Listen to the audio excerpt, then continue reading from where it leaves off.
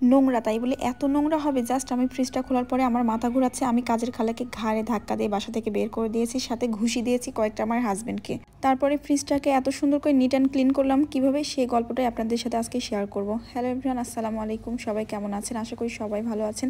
দেখেন আমার ফ্রিজের কি অবস্থা। এটা কি হওয়ার কথা ছিল? সেই যে বাবার বাসা থেকে এসে দেখেছিলাম আমার হাজবেন্ড এই অবস্থা করেছে, তারপর আমি নিজে কত কষ্ট করে পরিষ্কার করেছিলাম, আর এইবার আমি আবারও দেখেন 2 মাস পরে দেখি যে এই অবস্থা। যদিও গত মাসে আমি হালকা পাতলা পরিষ্কার করে রেখেছিলাম। এর মধ্যেই আমার প্রিয় আপুরা আমার ফুলের ব্লগ দেখার পর থেকে, আপু তুমি কোথা থেকে কমে নিয়ে আসছো, আমাদের জন্য নিয়ে আসো। তো আমি যেহেতু দায়িত্ব নিয়েছি তাদেরকে সুন্দরভাবে পৌঁছানো পর্যন্ত সমস্ত কাজই তো আমাকে করতে হবে। তো আমি সেগুলো তো নিউ এক্সপিরিয়েন্স, এর আগে তো আমি কখনো পার্সেল পাঠাইনি। তো আল্লাহর মধ্যে এখন সবকিছু ঠিকঠাক ভাবে করতে পেরেছি, এটাই আমার কাছে অনেক শুকরিয়া। তো এগুলো করতে গিয়ে আমি আমার সংসারের কাজকর্ম ওইভাবে করতে পারিনি, যেহেতু আমি অনেক বেশি ব্যস্ত। তাই কিভাবে ঝটপট করে ফ্রিজ ক্লিন করা যায় সেই পদ্ধতিটা শুধু আমি অবলম্বন করব না, আপনাদের সাথেও শেয়ার করবো। তো চলুন শেয়ার করি। এখানে হোম পিউরিটি পেজ থেকে আমি এটা পারচেস করেছি। তো বক্সে কি কি আছে দেখবো, কিন্তু আমার বক্সিংটা বেশি ভালো লেগেছে সব থেকে। বক্সের মধ্যে ছিল রেফ্রিজারেটর ক্লিনিং, একটা ছিল ডিওডোরাইজার, আর একটা এত সুপার সফট টাওয়াল ছিল, কি বলবো, এটা দিয়ে আমার মনে হচ্ছে যে মুখে লাগিয়ে রাখি। তারপরে ছিল একটা স্প্রায়ার, আর ছিল ম্যাট, তিনটা অনেক সুন্দর। এই ম্যাটগুলো অনেক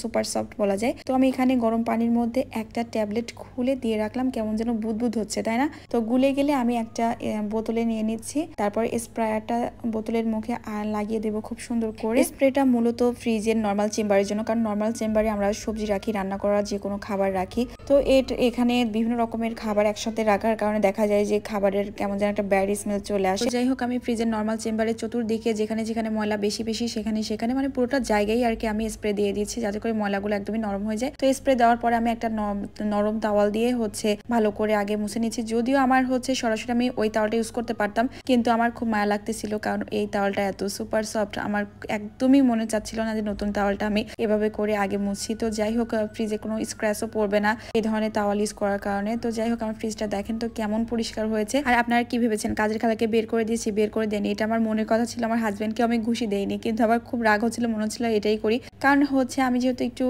কাজে ব্যস্ত, তাহলে একটু হেল্প করবে না, খাবার যেভাবে সেভাবে নিবে সেভাবে নোংরা করবে। ছোট বাচ্চা আছে, ওর মতো করে নোংরা করতেছে, ফলমূল এটা ওটা। তারপরে এদিকে আমার কাজের খালাকে আজ কয়েকদিন যাবতে বলছি, খালা একটু ফ্রিজটা ক্লিন করে দেন, না তার কানেই ঢুকতেছে না। সে আজ এক্সকিউজ তার অন্য বাসে কাজ আছে। তারপরে সে নানান কথা বলে সে বলে কয়েকদিন পরে দিব, কালকে দেবো, ঠান্ডা লেগেছে। অথচ বেতন নেওয়ার বলে সেই 16 আনার কাছে 18 আনা। তো আর কিছু করার নেই, আসলে নিজের কাজ নিজে না করলে অন্য কেউ করে দিবে না, নিজের মতো করে কেউ চিন্তা করে না। আর সব থেকে বড় কথা যে আমি এভাবে করে ফ্রিজটা ক্লিন করার পরে ম্যাটগুলো যে দিয়ে দিলাম, আর এই ম্যাটগুলো দিয়ে আমি নিশ্চিন্তে এখন ফ্রুটসগুলো এইভাবে ওপেন রাখতে পারতেছি, কারণ আমার বেবি এমনিতেও কিছু খায় না, আর এভাবে ওপেন রাখলেও একটা একটা করে নিয়ে ওর ইচ্ছে মতো খেতে পারবে। তো আমি ম্যাটগুলো খুব সুন্দর করে পেয়ে নিয়েছি, তার উপর দিয়ে আমি খাবারগুলো রেখেছি। আমার মনে হচ্ছে যে এটা দেওয়ার পরে অনেক বেশি স্ট্যান্ডার্ড লাগছে। সবশেষে ডিওডোরাইজারের মুখটা কেটে আমি ফ্রিজের ডোরে রেখে দিচ্ছি, এতে করে সুগন্ধি ছড়াবে, ফ্রিজে কোনো ব্যাড স্মেল থাকবে না, একদম ডিপ ফ্রেশ থাকবে। তো আপনারা নিজেরাও যদি চান যে এভাবে করে কোনো রকম ঘষাঘষি ছাড়াই ফ্রিজ ক্লিন করবেন, তাহলে হোম পিউরিফাই পেজে আপনারা নক দিয়ে পারচেস করতে পারেন। আর আমার ফ্রিজটা পরিষ্কার কেমন হয়েছে অবশ্যই জানতে ভুলবেন না আমার কলিজার আপুরা।